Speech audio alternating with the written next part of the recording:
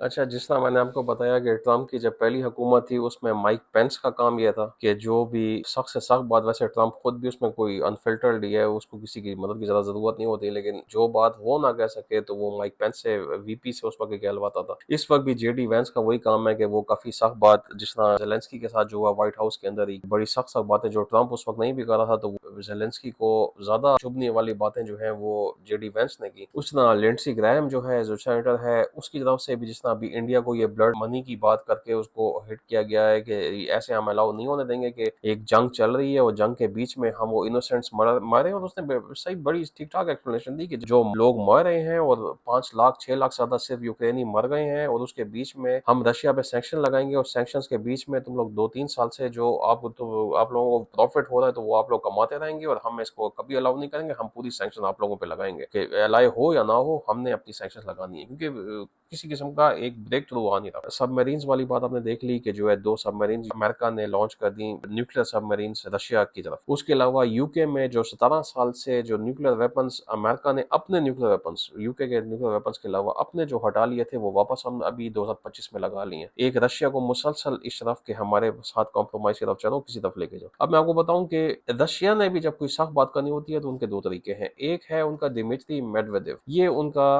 President भी रह चुका है, और इसी ने ईरान के साथ जंग चल रही थी और B-2 बॉम्बर्स बेच के जब ट्रंप ने ये स्ट्राइक्स की थी, तो उसके बीच में दिमित्री मेडवेदेव ने ये स्टेटमेंट दी थी कि अगर ईरान के पास ये वेपन्स ना भी रहे तो तब भी एक थर्ड कंट्री ईरान को न्यूक्लियर वेपन सप्लाई कर सकती है। और उसमें फिर ट्रंप और दिमित्री मेडवेदेव के बीच में एक झड़प भी शुरू हो गई थी। ट्रंप उसको वार्निंग्स देने पे आ गया था कि ये एक्स प्रेसिडेंट सोच के बोलना चाहिए कि किस किस्म की बातें कर रहा है। तो